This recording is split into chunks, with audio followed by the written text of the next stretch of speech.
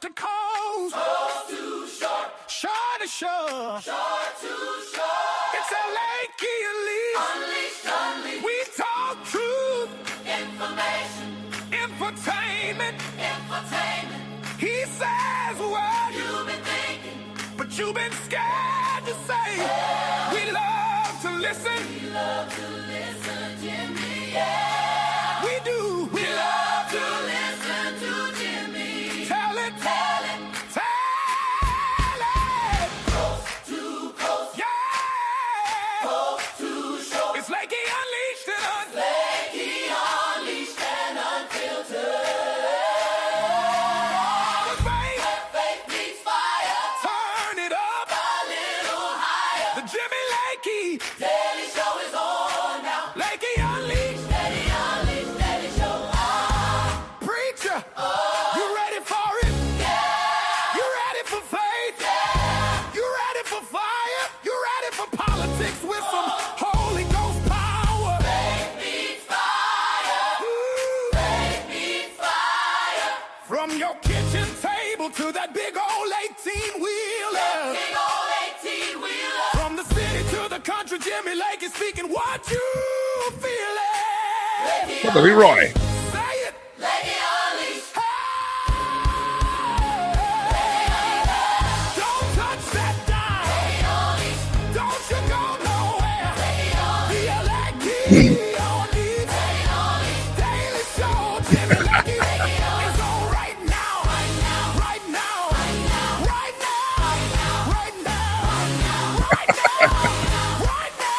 Right now, Brother Leroy. Yeah, Brother Leroy, thank you very much. Appreciate you, my friend. I really do. Well, that was good. I think you could have kept going, Brother Leroy. He was ready to go. But welcome to the program, everybody. It is Monday, the 19th day of January, year of our Lord, 2026.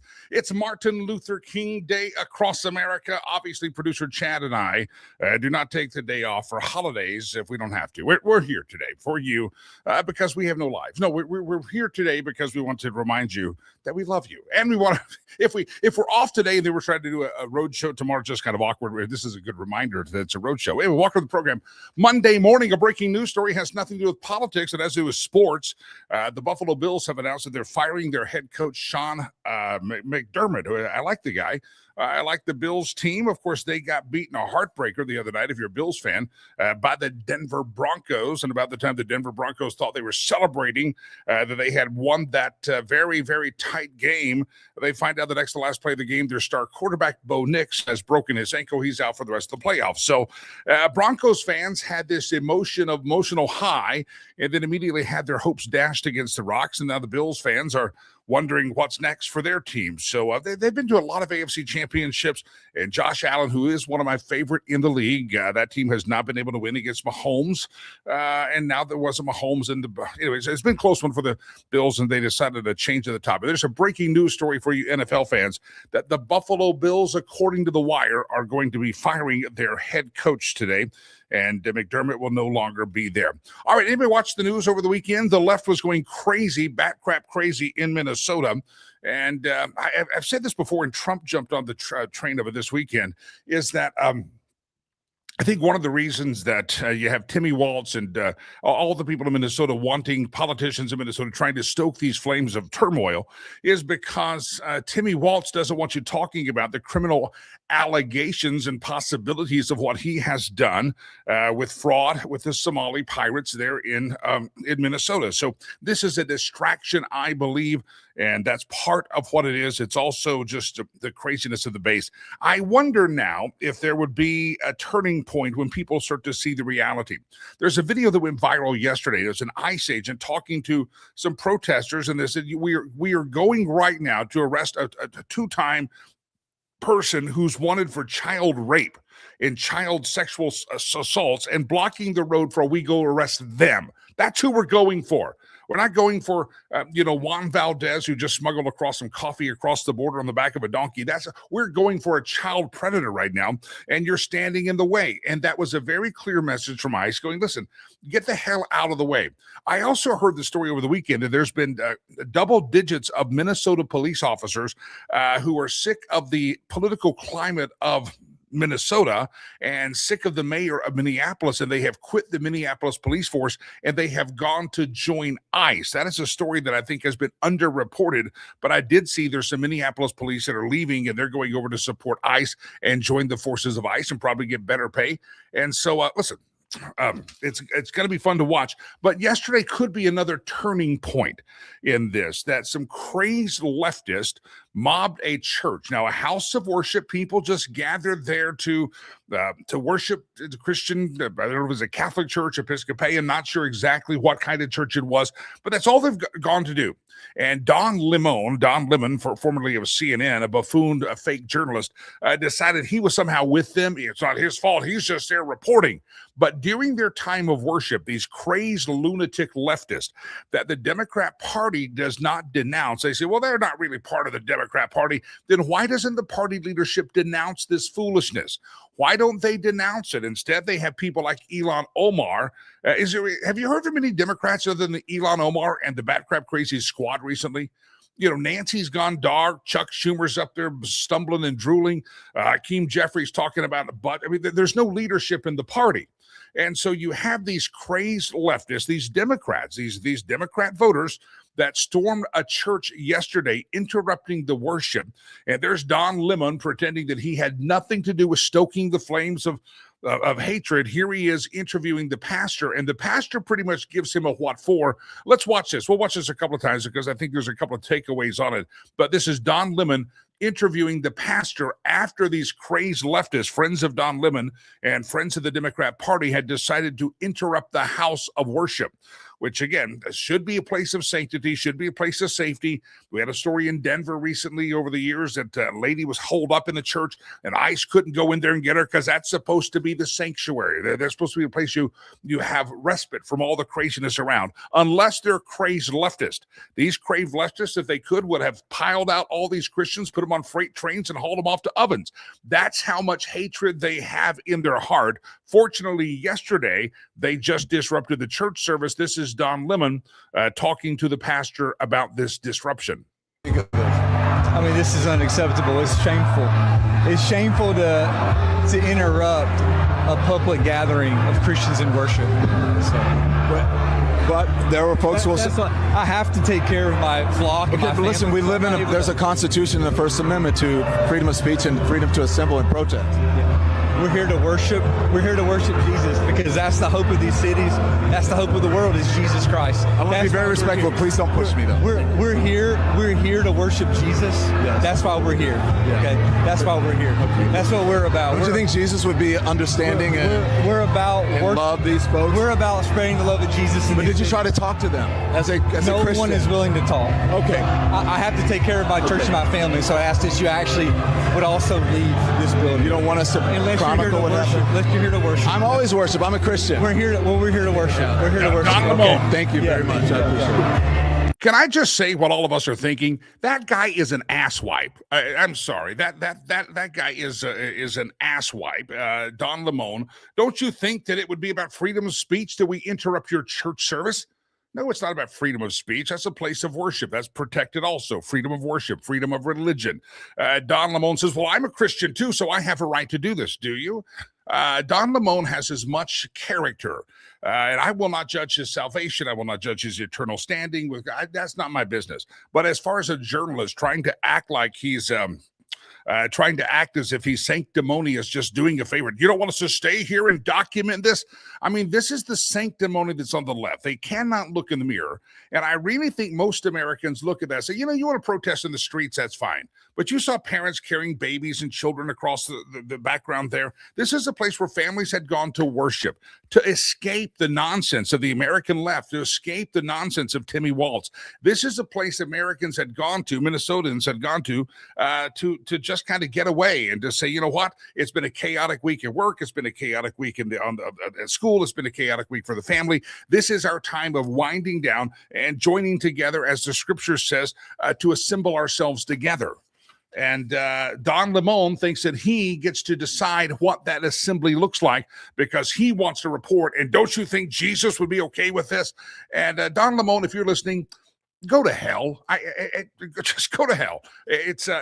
He's an idiot, and storming a church during a worship service is, there's churches in America that preach absolute hatred. I'm sure there's some that, there's a church that I pass regularly. I've never seen a cross outside, but I've seen rainbows, and I don't know what the church is. And I've seen everything about it on signs on the street that they put up that seems nothing about Jesus, nothing. But I'm not going to storm it. I'm sure they're promulgating hate, and I'm sure they're promulgating what I would consider to be a false gospel. I'm sure they are, but I'm never going to go interrupt their church. So what do you say about Don Lemon deciding that he's going to jump into a church and interrupt? You want to have the discussion? Ask the guy on for an interview. Call the pastor. Say, Pastor, I hear that you have more conservative theology. But again, they decided to disrupt, and I really hope America pays attention to this, that this is what the left is coming for. If you won't agree with them politically, if you will not jump onto their bandwagon, if you won't say what they want you to say, and you won't profess the things that they want you to profess, what they will do, they will hunt you down at home, they're doxing cops, and they'll hunt you down at church. Nothing is sacred to the American left because it's all about their gospel. It's all about their doctrine, and their doctrine is what you see displayed on the street. And again, this is why if ICE agents won't quit their jobs, they'll tell you where you live and hope you get killed. And now they'll interrupt your church service. There is no sanctity because these people have their own God, their own religion, and their own theology. And these are the types of people that have caused dangerous things to happen in many, many countries because of that type of theology. That's what happened in Rwanda during a genocide, is that people went to the church thinking it was safe, and the genocidaires showed up there and said, no, there's no safe place here because we're so filled with the devil and so filled with hate that we will kill you there. They went door to door. They found people to kill door to door. And that's what you're watching on a small level, the American left wanting to do. They're wanting to do what has been done before. People that think they can go to church to escape the craziness of the world, they'll attack you in your church. In Rwanda, you ever travel there with, we'll take you to an actual couple of churches where the piles of clothing as a memorial of everyone that was worshiping or seeking refuge that day is still piled up. It's a very impactful church to go to. It's now a museum, but that's what happened. And this is what you're watching. It's very dangerous whenever the American left cannot keep their politics in the public square, and they're starting to follow you at home because you disagree with them politically, or they're starting to show up at the place of worship because they'll do it. And that's what they did, is watch it. They did it in Germany. They've done it everywhere. They did it most recently in my beloved country of Rwanda, in which it wasn't enough to just, have a political fight. They went door to door and eventually killing people, and they went church to church where people thought they had safe haven. So Don Lemon is illustrating the type of behavior that has been seen by so many people in so many cultures that did not go well. When they start chasing you home and when they start interrupting your church services, you know that they've gone off the deep end. And Don Lemon can hide behind some flare of, I'm a Christian too. Well, then Don Lemon, maybe you should go pray about it and see how you handled yourself. And I think maybe seek some wisdom. All right, glad to have you here. Jimmy is my name. Pleasure to have you here. George Carlin, the old comedian, had some wisdom. And it's okay to play George Carlin, and no, this is not about the deadly words the church is not supposed to say. This is George Carlin talking about these people who have gone crazy, that their political ideas have become their ideology. It's become their identity. And that's where you cross over. When you cannot unplug from your Trump derangement syndrome, when you cannot unplug for that angst that you feel, when you cannot unplug from all that stuff that you've got to start following people in the churches, and you've got to start following people to home and doxing them because you cannot handle that someone has a differing of opinion. You have become a scary and dangerous person. In the words of George Carlin, the famed comedian, the late, great George Carlin, let's see what George Carlin said about people who just, their ideas become their ideology and their identity. Go ahead. Your identity is your ideology. Congratulations, you've officially screwed yourself, because now it's not just an idea, now it's you. And when the idea gets challenged, you don't hear disagreement, you hear an attack. So what do? You build a bubble, a nice, soft, padded little bubble where everyone agrees with you, uses the same words, hates the same people, and claps at the exact right moments. And you will defend that bubble at all costs, even if it makes you sound incredibly stupid. Facts don't matter anymore. Logic's gone. Humor? dead. Because admitting you're wrong would mean admitting you are wrong, and that's unacceptable. So you double down, louder, angrier, dumber. And that's how you end up defending nonsense like it's sacred scripture. Not because it's true, but because without it, you'd have to actually develop a personality. There's so much truth. We're going to play that again for latecomers and stalkers out there, especially on the YouTube feed. You need to understand, you're reading some scary people, and I've said this has become mental illness. It's become derangement syndrome. It really has become that. When you are ready to start, now your hatred has gone not from doxing agents, but to walking into people's churches and actually disrupting their worship because you believe they may have a political thought or a doctrine that's different than yours. That's how you know the left has gone too far, and at some point the pendulum must swing back. If it doesn't swing back, you end up in some very bad places, and countries like Rwanda have seen those very bad places. So it's got to swing back, and that is an urgent cry for it to do so. I mean, I've been watching even just now during the program, the leftist stalkers out there have nothing to say that Carlin's wrong, won't say condemn Don Lemon, but they jump on and want to say, they want to go back to Trump. See, they're so deranged with Trump that they cannot talk about the current day of what's happening in Minnesota without calling Trump something called a fat guy. They called me a fat guy. That's all they can do. They can't. It's what's happening in Minnesota, right or wrong. Why are you talking? It's Trump. You have a derangement syndrome. If right now when I play these videos, you're like, but Trump, then you have a problem. You really do need to seek help because you have a mental illness. Ladies and gentlemen, I'm about to trigger some of those people that are already triggered. I'm going to show a meme right now in front of the show to let you know how far the left has fallen into insanity, how far the American Democrat Party has gone bat crap crazy. You ready for this? I don't know if you remember this, but this is making the rounds, and it is true. Barry Hussein Obama, who was the deporter-in-chief, that was his nickname. He deported more people with ICE. He used the same organization than Donald John Trump has. Barry Obama was so proud of the deportations under his administration that in 2015, there it is, your Lord and Savior, Barry Hussein Obama, awarded Tom Homan the Presidential Award for Service for making America safer at ICE. Now, 10 years later, these crazed lunatics want Tom Homan killed. It's the same Tom Homan, but it's a different Democrat Party. 10 years later, they're going door to door and doxing people. 10 years later, they're interrupting church services. And this is how far they have fallen. So all of you leftist stalkers out there, you really should start seeking some mental help and mental illness relief because it's the Tom Homan's the same as he always has been. ICE is the same as he always has been. But you have crazed, and whatever has happened to your brain, it is absolutely positively not healthy. We'll play those videos again just so you can kind of get a grip on them. But I got oh, by the way, happy birthday, not to me, to Dolly Parton. Dolly Parton turns 80 years of age today, and happy birthday, Dolly. Was it 2 years ago she sang at the Dallas Cowboys Thanksgiving halftime show wearing that Dallas Cowboy uniform, cheerleader uniform? Yeah, that was good. That was good. Dolly Parton turns 80 years of age today. There was rumor earlier this year that she was sick and not doing well. And then she put out a video, said, I'm fine. I just have a cold. I was good. 80 years of age, and happy birthday, Dolly Parton. I saw some photos of her younger and older as well. And I don't know if it's genetics. I don't know if it's the product she buys on television. But for an 80-year-old, I'm telling you, she's doing very well. And what an entertainer and what a sweetheart she is. What a sweetheart she is. Just her interviews. I love her demeanor. I love hearing her talk. And she just is a very, very sweet lady. So I never met her, but happy birthday. Dolly Parton turns 80 years of age today. Again, unrelated to politics. Again, breaking news story today is the Buffalo Bills announced this morning, rumors on the street, they're firing their coach, Sean McDermott.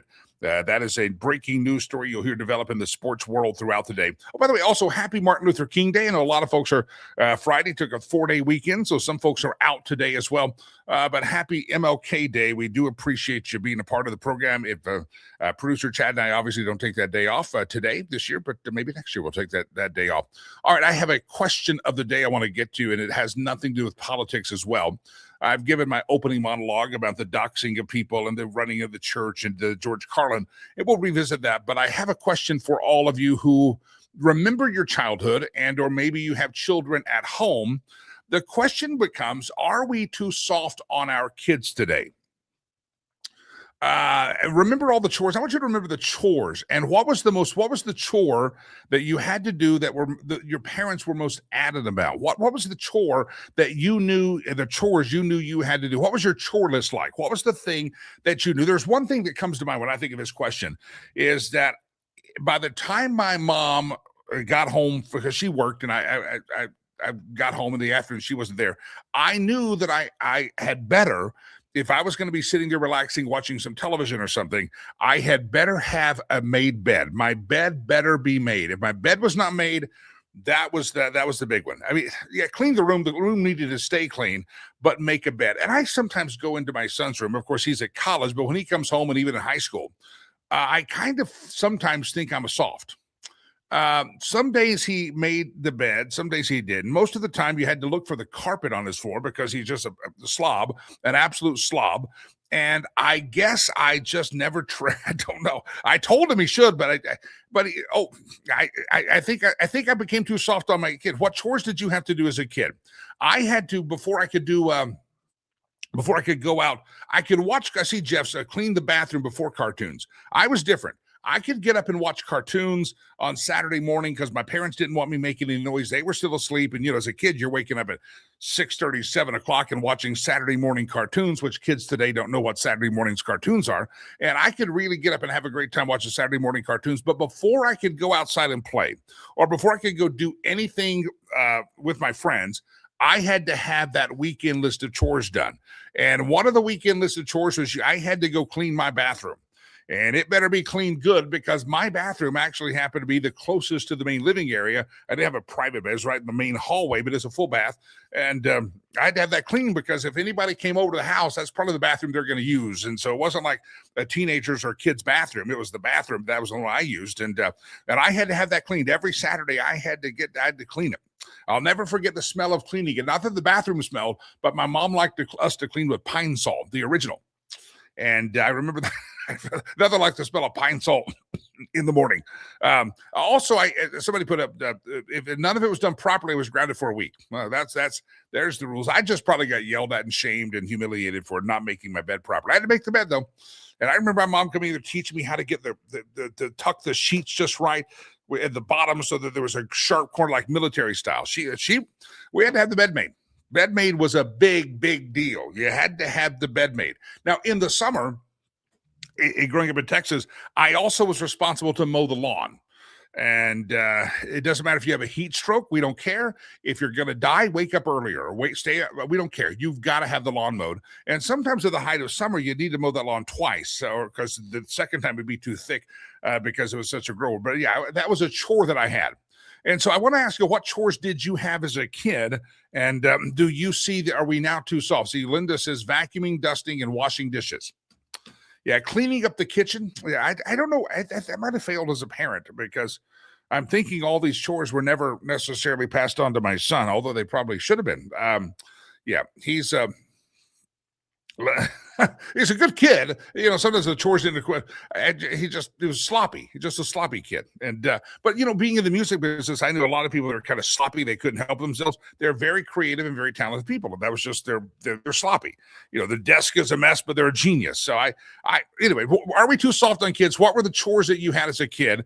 And which was the one you hated the most? Jim says on the question of the day, he had to walk the dog, brush the dog, pick up all the dog poop, cut the lawn, pull the weeds in the garden, and in the summer. We had it all. And mow the lawn, the bathroom, the bed on a daily basis. That was a big deal. So, all right, give me your chores that you needed to do. And sometimes I would have a chore to get all my chores done. Anybody else have this thing? I'd get all my chores done on Saturday, and I'm thinking I'm going to go ride the bike around the neighborhood and come home later. And, Dad will probably be grilling steaks in the backyard. But my dad would say, I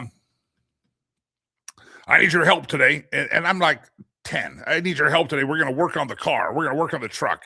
My dad always dreamt of himself as a shade tree mechanic, but I don't think anything ever worked like that. But we didn't have much money, so he'd try to fix it himself. And I'll never forget, I saw this meme that says, "You can't hurt my feelings. You can't hurt my feelings. I used to have to hold the flashlight for my dad.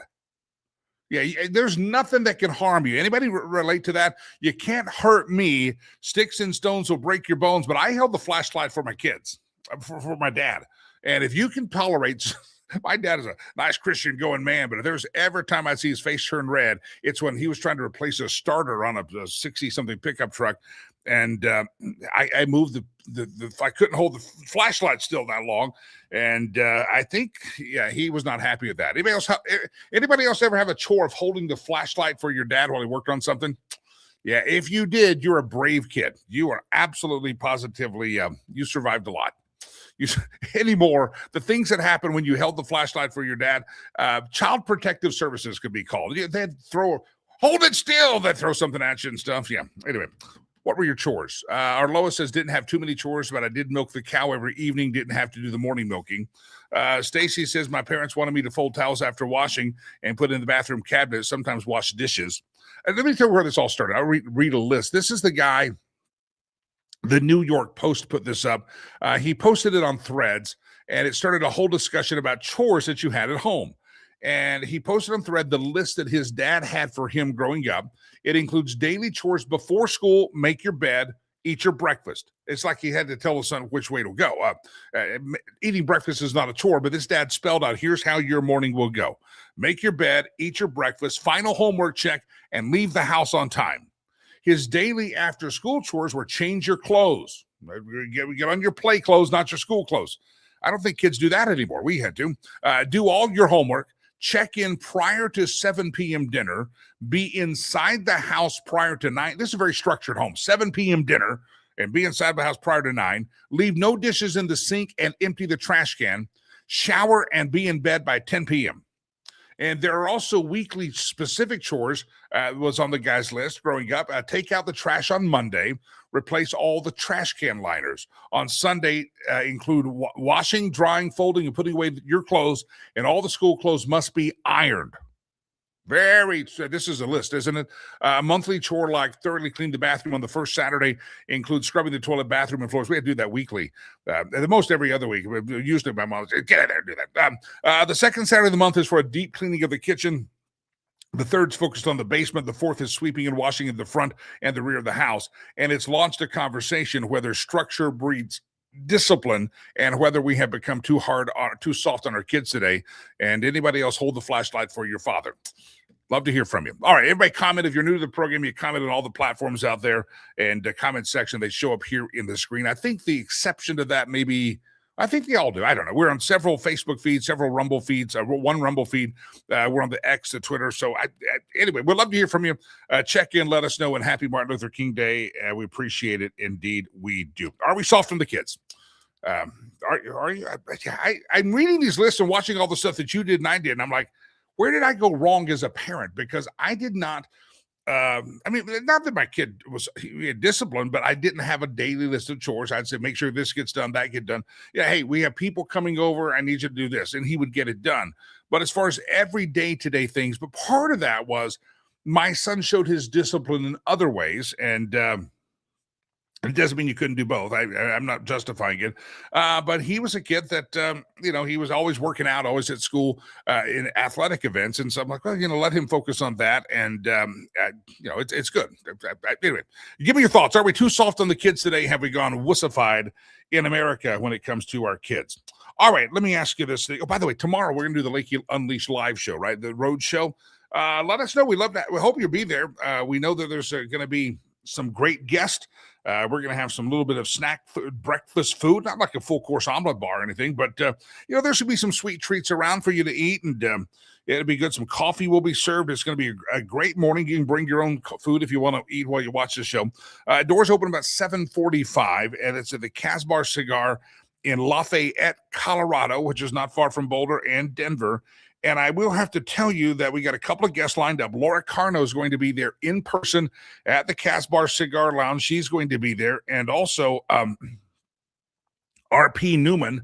Anybody know R.P. Newman? If you're in Denver and you listen to radio in Denver for a while, you know him as Gunny Bob. For years, he was on 850 KOA radio, Gunny Bob.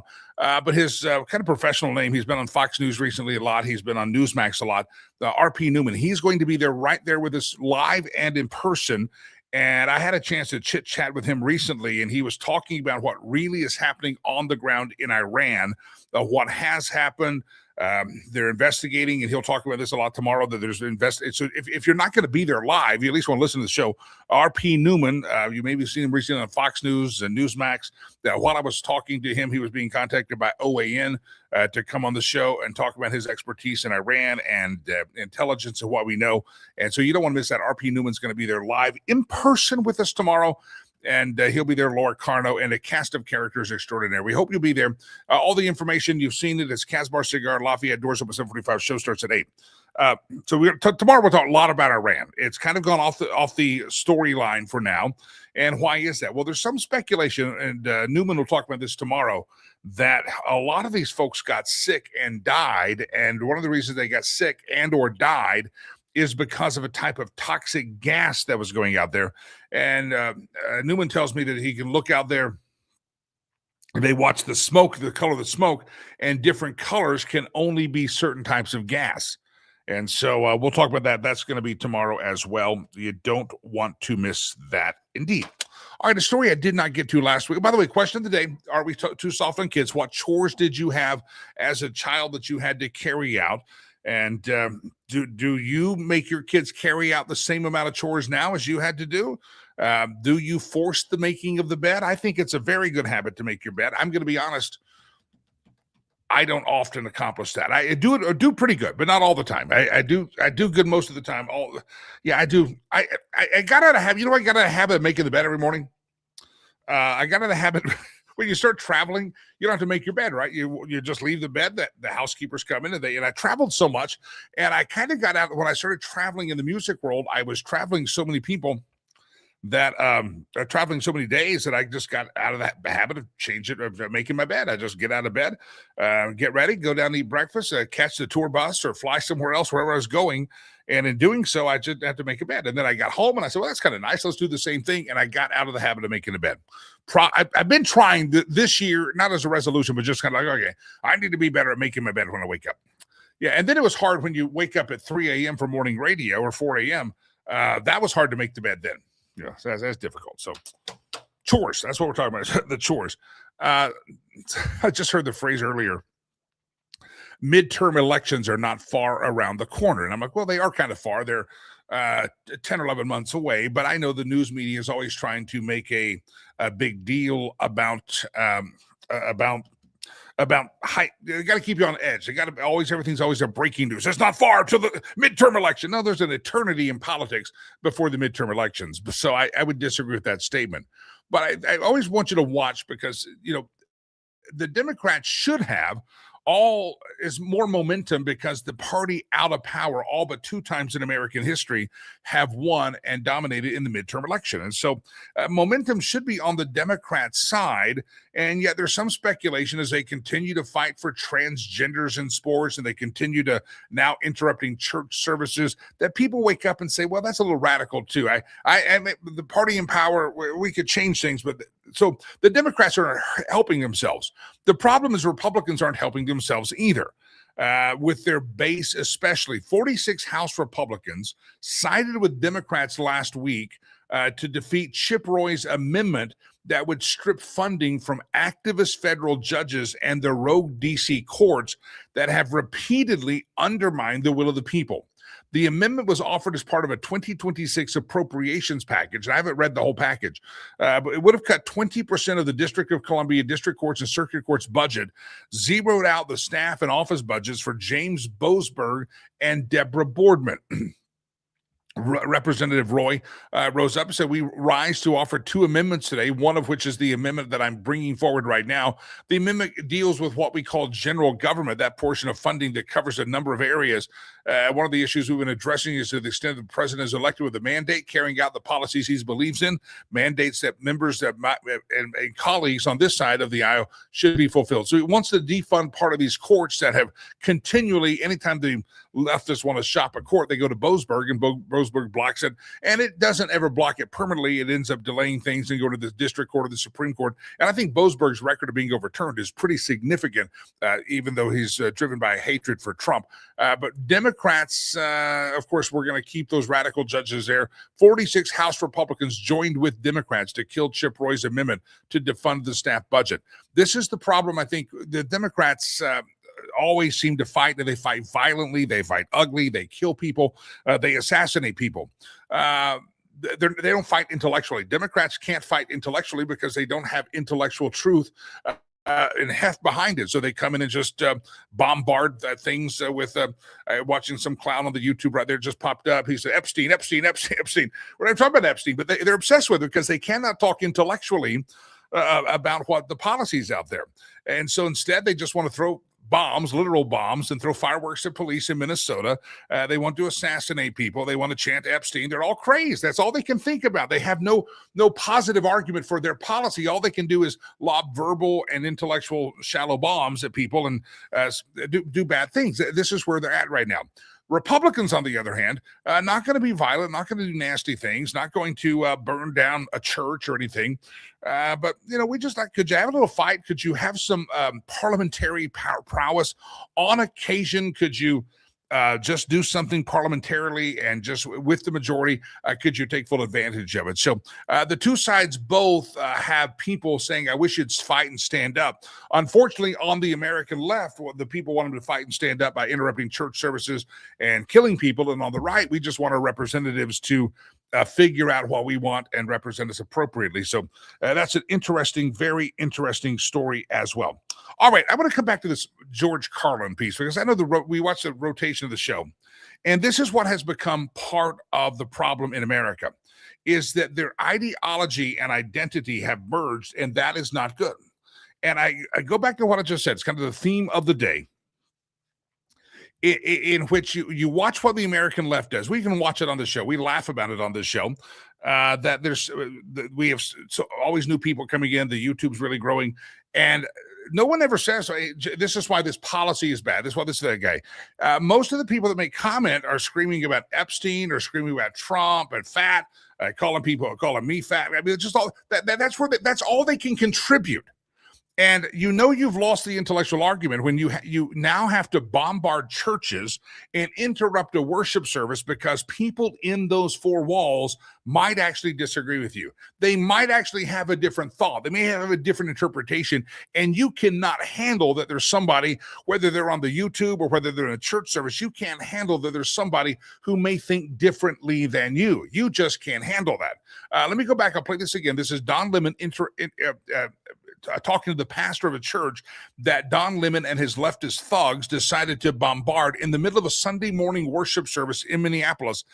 This is Don Lemon interviewing the pastor, and the pastor at the end says, kindly ask him to leave. But I do want you to remember, and I want you to watch this again, watch the sanctimony of Don Lemon. Don Lemon's done nothing wrong. Don Lemon says, I'm a Christian, I'm here. Don Lemon says, don't you think Jesus would want me to be here? Don Lemon is a jackwagon. And that's what we can say about that. I want you to watch this. And this is, again, interrupting a church service.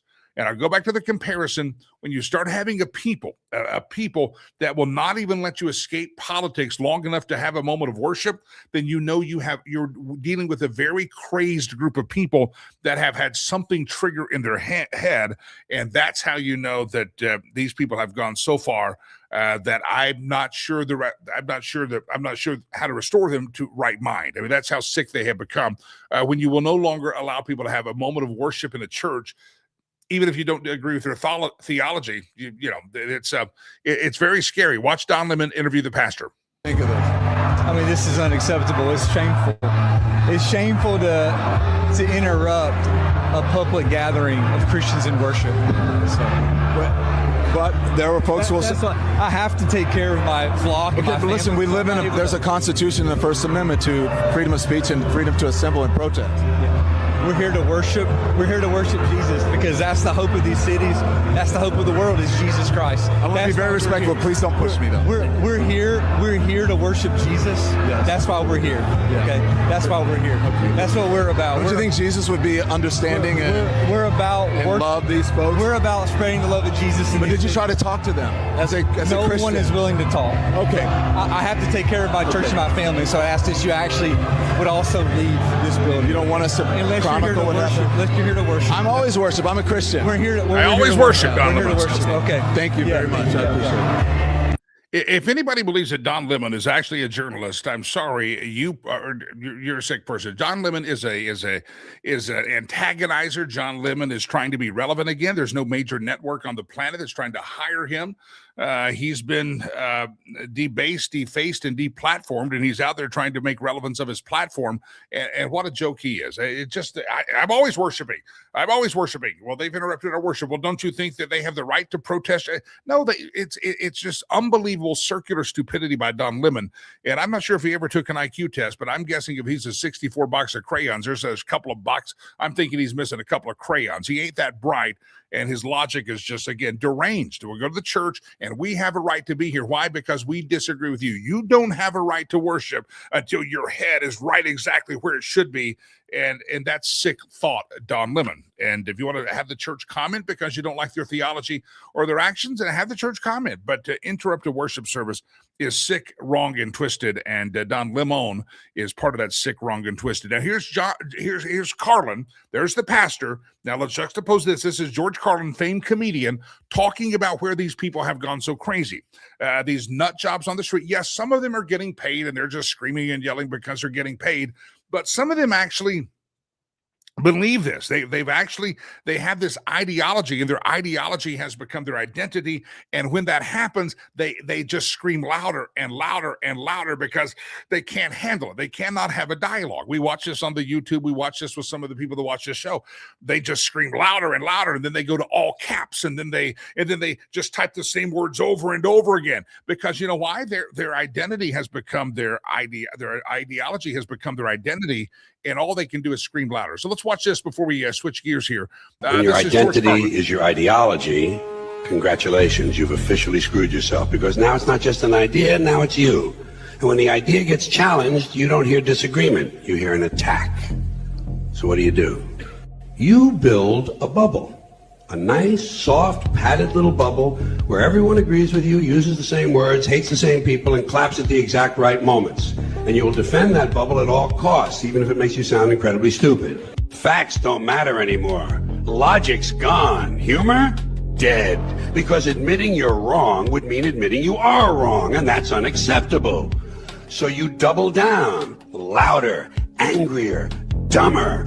And that's how you end up defending nonsense like it's sacred scripture, not because it's true, but because without it, you'd have to actually develop a personality. There you have it, George Carlin explaining what's happening in the American left. I really believe that this church bombardment yesterday by Don Lemon and the leftist libtards might actually start waking some people up. By the way, they're being investigated. All of them are being investigated under federal investigation for possible violations of the law, including the FACE Act. After this is just reading what the FACE Act is. It stands for Freedom of Access to Clinics, Entrances, and is codified 18 U.S. Code 248. Now, remember that Biden put these women in prison and jail, these grandmas, because they would stand at the door of an abortion clinic and they would pray, and even some of them not even blocking it, just kind of standing there worshiping or praying. And Biden's Justice Department put these old ladies in jail, these dear old ladies, they did. Well, the FACE Act stands for Freedom of Access to Clinic Entrances, and is codified. It was enacted in 1994 to protect people seeking or providing reproductive health services from violence, threats, and blockades. So you can go in and get an abortion easy. But it also bans the threat of injury. So they're looking, the Department of Justice Division has acknowledged that there's an investigation with Don Lemon and all these protesters for interfering with Christian worshipers, for not giving them access and allegedly desecrating a house of worship. They say at this point, there's no record shows that what charges could be brought, but the Department of Justice Civil Rights Division is looking into Don Lemon and for his actions, and they all say they could be charged under the FACE Act. So, Don, you might want to think twice before you start walking in and interrupting a house of worship and disgusting on our part. And it just shows how disgusting your actions are. And I'll let God sort out the rest of the stuff you said about what a great Christian you are. But as a reporter, you're despicable. That's what I can say. All right, let's switch gears, if we may.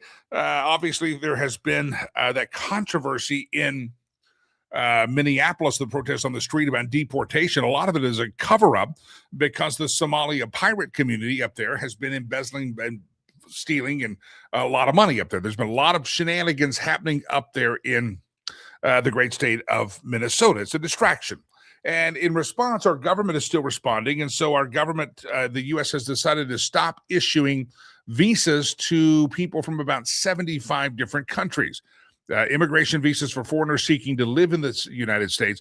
It's not to short-term visa applicants such as tourists or students, but those people that want to come here and work and have business work visas, you're not going to get that right now. The State Department says countries including Afghanistan, Brazil, Egypt, Somalia, they take welfare from the American people at an unacceptable rate. You're supposed to come here and take no welfare. They get here and they take welfare, and we block 75 different countries from doing that. I believe Rwanda is on there. I go to Rwanda a lot. And some of my guys actually have visas to tourist and back and forth, but they're not work visas, and they're not going to give any more work visas for a period of time to 75 different countries. Let me walk around the program. An attorney, Republican strategist, or strategist, as we like to say, fifth-generation immigrant from socialist Albania. He's devoted his entire career to defending freedom and constitutional principles. His name is Peter Lumaj, who also happens to be running in Connecticut as Secretary of State in 2026. Please, if you would, welcome to the stage, Mr. Peter Lumaj. Peter, welcome back to the show, sir. Glad to have you. Thank you for having me. Good morning. Good morning to you. You're come from a family of immigrants from Albania, escaping Albania, finding freedom and constitutional principles in this country. That's your heritage. That's your lineage. Now you hear that the president says, hey, we're not going to 75 countries, not going to invite those people in here for work visas. Their families can't live here permanently and get jobs. What comes to mind for you, sir? Is this wrong? Do you think the president's wrong? Or do you understand that, hey, maybe immigration now from those countries is not what it was for your country, for your family from your country? Let me just clarify that. My brothers and I were born and raised in communist Albania. I'm a first-generation Albanian American. When my brothers and I escaped communist Albania, it took us about 72 hours to walk over the mountains called the Condemned Mountains. And what that meant is that you could have been killed by border guards, could have been arrested, beaten, and tortured by them, or could have been even eaten or destroyed by wild animals. That's how severe the conditions were. So we took the risk of escaping Albania because we believed that we had a God-given right to live in freedom and opportunity. When we were able to make it to what used to be called Yugoslavia at that time, government agents in Albania showed up. They rounded up my family, including my parents, my 7 siblings that I left behind, nieces and nephews, and they tortured my father to death because he had failed to notify the Albanian government, the socialist communist government of Albania, that his sons wanted to escape and search for freedom. Now, the reason why I mentioned that is that I always tell people that my father was willing to die for my brothers and I so we could live in freedom. I don't have to do that for my kids who are born and raised in this country.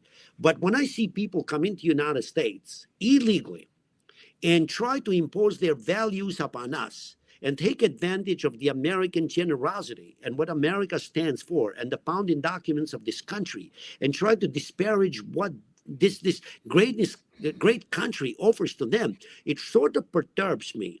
Because years ago, we came to the United States, generations ago, including my family, to embrace what America stands for and become Americans. Right now, we are enticing illegals to come to the United States for the benefits that we offer. In addition to that, they refuse to assimilate into the American culture. In addition, they want to impose their values upon the American people. And this is a trend that America hasn't seen before. Generations before, people came to the United States, embraced our values, eventually assimilated, became Americans, and made sure that they tried or attempted to make this country greater, and they did it. Now, what they do, they just take advantage of it. So I agree with the president that 75 countries, when you have 46% of certain countries coming to the United States, depending on the handouts, you have 80% of certain countries coming to the United States and depending on the handouts instead of working. Yeah. We, the taxpayers, are paying for this, and we shouldn't tolerate this any longer. If you're listening to the audio portion of the show, thousands of earballs will hear this show listening on the audio, the podcast version on Spotify, iHeart, etc. It's the voice of Peter Lumaj, who is an immigration attorney and a Republican strategist. And I think I misspoke earlier, and I didn't mean to. First generation immigrant from socialist Albania. I think I said fifth just because I don't know. Now that I go back in my head, I think I said it wrong, but it's first generation. And he's also running for Secretary of State in Connecticut this year, firsthand experience about the American dream. So, Peter, as you've watched this stuff unfold in Minnesota, and you find out that they've, to scam the government, they've declared that 80% of the children born, Somalia children in Minnesota have autism because there's extra money for that. You're finding out there's daycare centers with no one in them. We've learned over the past several years that the Department of Justice and Transportation Safety have known that there's been millions of dollars of cash leaving the country. Nothing we could do about it. They've documented the millions of dollars going back to overseas, probably funding groups that are supportive of terrorism. When you hear all this, what runs through your head, knowing all that you risk to come here and love this country, and they've come here to rape this country? How does it sit with you? Look, when the president is saying that we have to look into certain ethnic groups who are coming over here and exploiting what America stands for, it bothers me as well, because when you look at millions of Americans who would come here and legally speaking, and work hard and support their families and pursue the American dream and get an education and learn the language and assimilate. And then you have these groups that are resisting the combination of Islamism and socialism or communism in the United States is a threat to our Republican form of government. They have beaten us into a political submission. And what I mean by that is that until Trump came to power, we were afraid to say anything about illegals. We were afraid to say anything about people who are not willing to assimilate into our culture. We were accused of being sexist and racist and homophobes and xenophobes and you name it. That was a political submission. People lost jobs because of that. People were, excluded from the community because of that. So now that we have the president of the United States who is going after the exact same thing that you and I believe and millions of Americans believe in, it is the right thing to do because, the American dream should be for people who want to come here to embrace it and pursue it properly. What's happened in Minnesota and other states, as a matter of fact, it is not that they are pursuing the American dream. They are pursuing the American benefit. When you hear Ilhan Omar, who had the privilege of being a congresswoman, who was not born in the United States, and she says that this country is worse than what she left behind in Somalia. I mean, who's preventing her from getting a one-way ticket and just get the hell out of here? Excuse my language. I mean, just think about this. She has one of the utmost privileges to serve because of the American people voting her in. And on the other hand, she wants to trash the exact same country that gave her this privilege. That is perturbing. And she's not the only one. When you look at Ocasio-Cortez, when you look at others that are embracing the failed liberal policies of socialism in the United States, including the mayor of New York, Mondami, that is one thing that I never thought I'm going to see this in the United States. I thought that I left socialism in Eastern Europe, and I never wanted to deal with it again. But when Arnold Toynbee years ago said that great civilizations are not murdered, they commit suicide. The West is committing suicide, including the United States, by bringing certain people from the third world countries who are not compatible with our Christian values. They should not be allowed to come to the United States because it's just a matter of time before we're going to have to deal with this. European countries are dealing with this. Look what they are doing to France, what they are doing to UK. I mean, these are examples that both you and I and everybody else who is willing to search it objectively, you see what they are doing to these countries. And I 100% support the president of the United States taking those measures. I want to go back. Peter Lumaj, my guest, you told the story of first-generation immigrant. You and your brother fled from then socialist Albania, and you talked about this journey and you wanted to get out, and you left family members behind. Your dad was tortured because he did not report that his sons had left, and he ended up dying from that. Mom Dami said recently, he said, we're going to engage the warmth of collectivism. Let me ask you, was there such warmth of collectivism? Talk more about your life in Albania. What was it like? How old were you? And talk about the warmth of collectivism that you experienced there and why it was that harrowing journey. Talk more about that journey over the mountains. Look, collectivism is the root of evil. Socialism is an evil ideology. Collectivism means that the government tells you what to do, what time to get up, what time to go to bed, what to eat, what schools to attend. These are things that I endured myself, and my family endured them. There was a complete command and control over our lives. When my brothers and I, because it was Tony, Paulie, and Freddie, and me, Peter, who escaped, all of us together, because we come from a Catholic family, and it looks like my parents were really working hard on having 11 kids. But the truth is that when I hear people talk about collectivism, that is the root evil of socialism. Every ideology that wants to control the individual is based on collectivism. When God created us individually to pursue the dreams that, the founding fathers were clear when they wrote the Declaration of the Independence that we are endowed by the Creator with certain or inalienable rights, which is life, liberty, and pursuit of happiness. Well, he's talking about the individual. They were talking about the individual, not the collective. The collective is that always the elites, including Mandami, who thinks that he can implement such ideology here, they think that they have the solution, or they know better than we do as individuals. This was tried all over Eastern Europe. It was tried in Russia. It's being tried in Cuba, Venezuela, you name it. It is a failed ideology. And when I see American-born citizens embracing this ideology, I point to two things. We have failed these people when it comes to the public education, to tell them what America stands for, how great of a nation we are. We are a force for good out there, not a force for evil. And the other thing is that the media is complacent for failing to explain what socialism has done, where more than 100 million people were killed by their own government. And the first thing that the socialist countries did, including Albania, they disarmed the population to make sure that they can beat them into political submission so they cannot defend themselves. This is what the left does in the United States unless we stop them. Yeah. The voice of Peter Lamage. Peter, I want to real quick before we have to depart, talk about your website. Talk about how old were you and your brothers when you left? How old were you when you left Albania? How long was the journey across the mountains? Detail that. Look, I was 21 years old. My brother Tony was older than me. Paulie was older than me, and Freddie was 17 years old. We had to leave. We had to walk during the night because during the day you had the border guards who were authorized to shoot anyone who wanted to escape or leave the country. During the night, we had to walk through these terrains that were extremely dangerous, that a little mistake could have caused our lives. And the reason why we couldn't walk during the day, as I said, because we could have been shot by the guards. 2 weeks before my brothers and I escaped Albania, two of my friends were caught trying to escape. They were tied behind military trucks and dragged in the streets of the town, to terrify and terrorize anyone who would dare to take the same trip. And we decided to take that because we always believed, as I said, that we had a God-given right to live in freedom.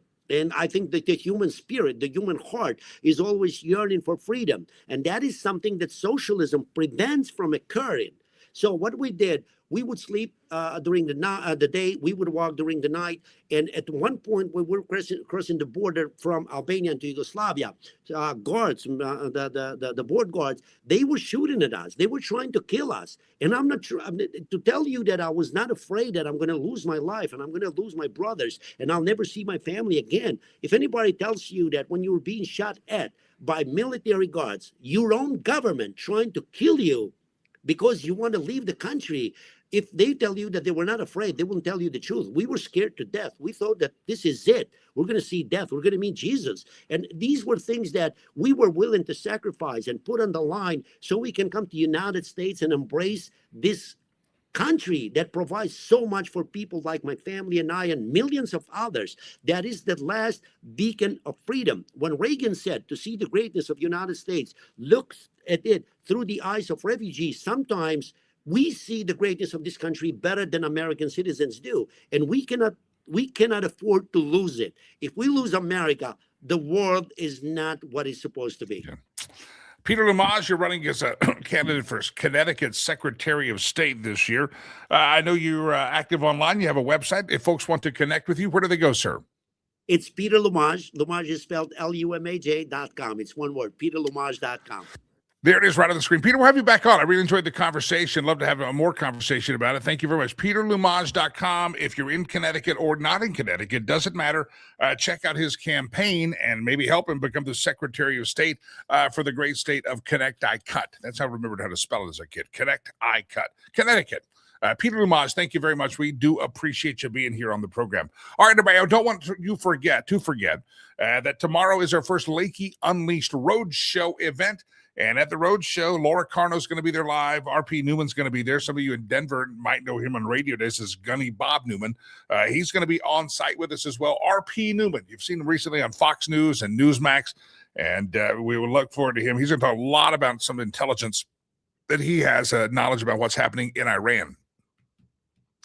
On the ground now that those protests seem to have died down. So we'll talk about all that tomorrow. A lot of cast of characters. There's rumors that Nils Gravilius is going to be connecting via the phone. We're not exactly sure, but we'll figure it out. It's going to be a great show tomorrow. It's going to be live, and if you can't be there live at the Casbar Cigar in Lafayette, Colorado, then join us. Make sure you're here on time, and we'll have a good time. And the reason we go to the spot on this date, a random Tuesday, is tomorrow's the 1 year anniversary when Trump was inaugurated. Tomorrow's January the 20th, and that's the 1 year anniversary from Inauguration Day, so we're going to mark it that way.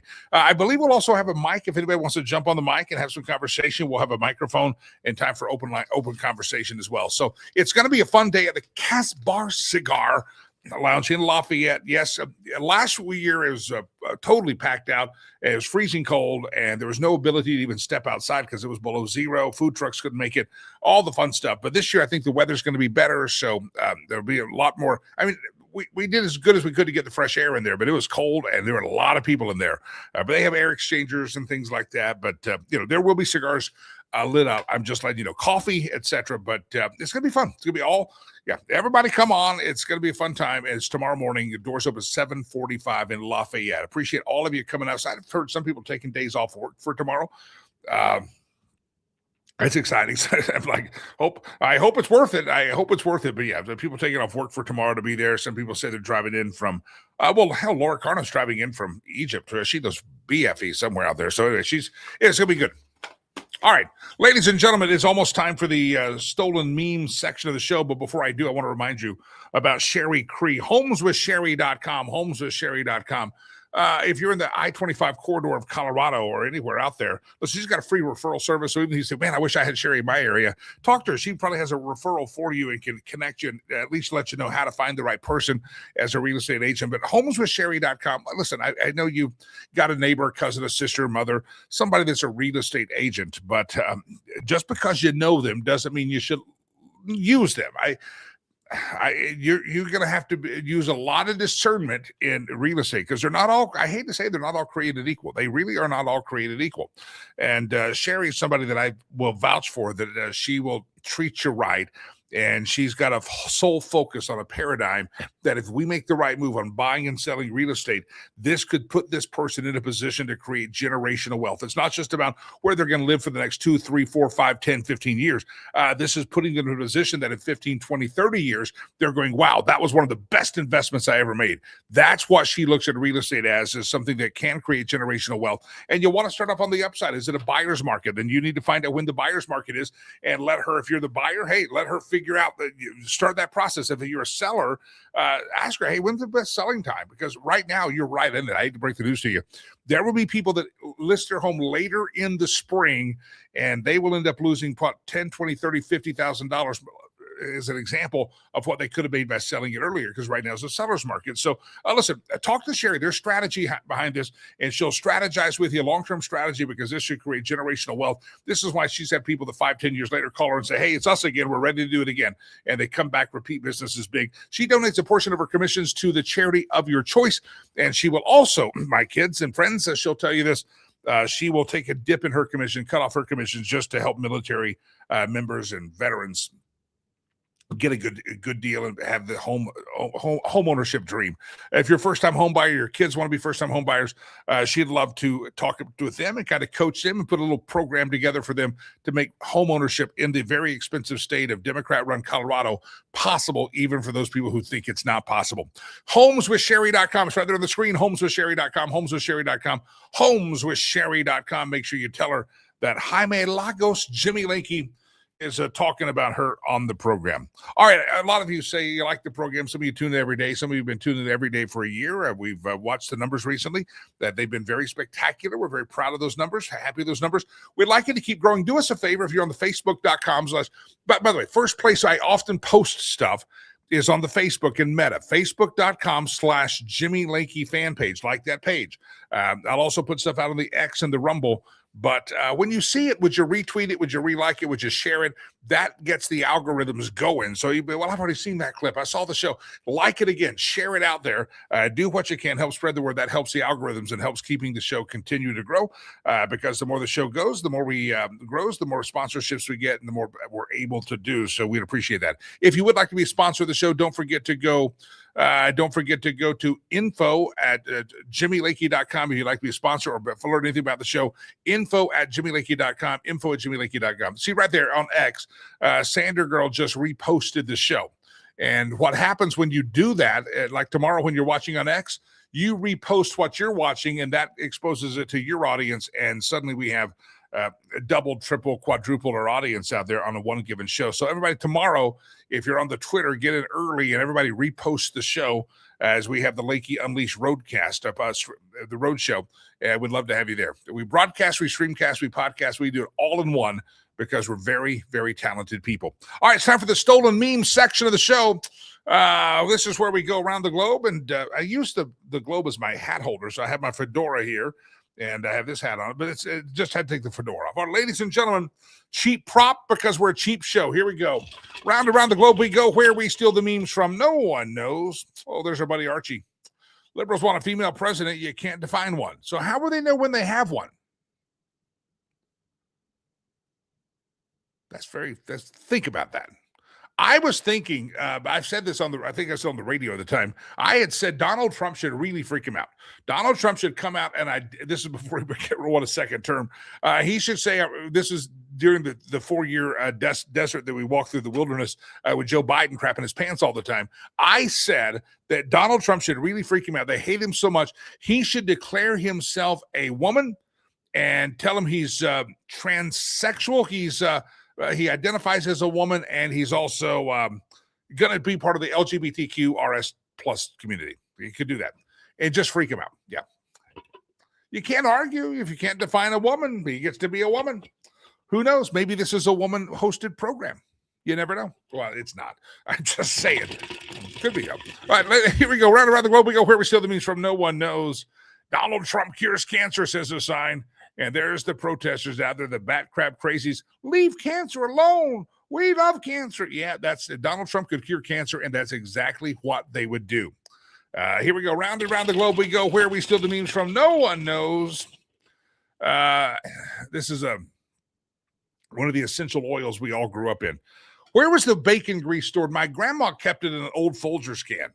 She'd strain it in a paper towel, or she had a strainer there, and she'd pour it through and it strained into an old Folgers, an old coffee can. Maybe it's Maxwell House. I don't know. Yeah, bacon grease. I'm hungry for bacon now, Delilah. Round around the globe we go. Where we steal the memes from, no one knows.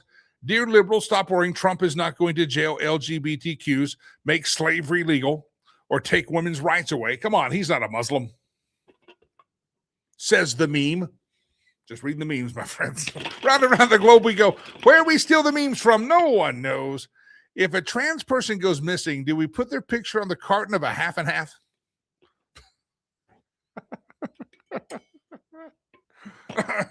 Says the meme.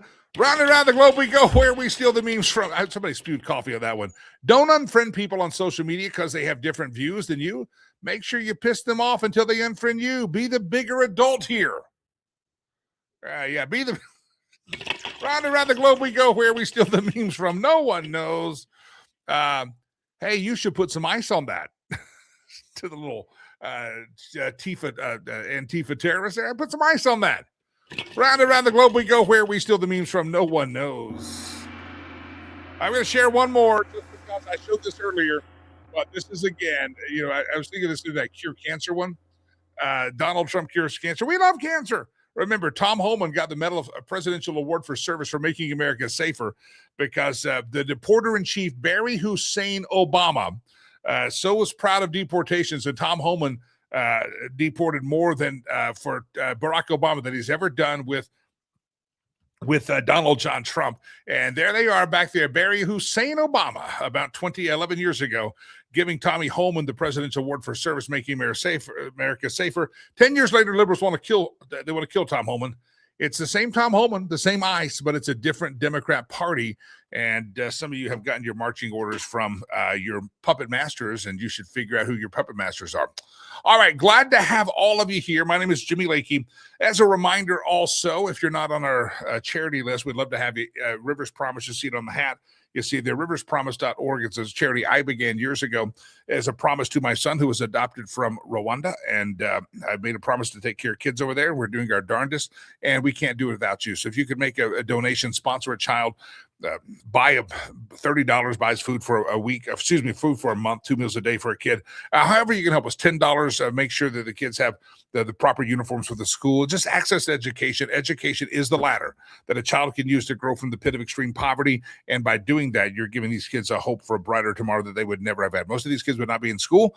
A lot of these girls would end up in, sadly, street hustles or prostitution. Boys would be pickpockets. I mean, this is a very poor area of Rwanda, and we're bringing education. And we're not teaching the warmth of collectivism, my friends. We're teaching them about freedom. We're teaching them about how to start their businesses. We're teaching them we're just teaching about English. We're teaching them English. And we're also, it's called Legacy Christian Academy. We're teaching them about the love of Christ. So if you could help us out, we'd appreciate it. I know it's January, so I gave in December. Listen, maybe set up a monthly donation. Maybe it's $10 a month. Maybe it's $20 a month, just a little extra. And those things mean a lot to us, and they mean a lot to the kids. And we appreciate your participation as best as possible. Riverspromise.org, riverspromise.org. If you haven't given in January, now would be a great time to give. Give in January, and you can sponsor an individual kid as well. Until we meet again tomorrow, don't forget, we're going to be at the Lakey Roadshow event. It's going to be the Casbar Cigar in Lafayette, Colorado. You don't want to miss it. And you don't want to miss the program tomorrow. It's going to be very, very, very good. Brother Leroy sent me something. This is going to be our closing music today. It's going to be a little different. Brother Leroy sent this to me and said, hey, Lakey, I let Sister Gloria do a show opener. And rather than play this at the opening of the show, I didn't want to freak you out because Brother Leroy is always the voice of the show.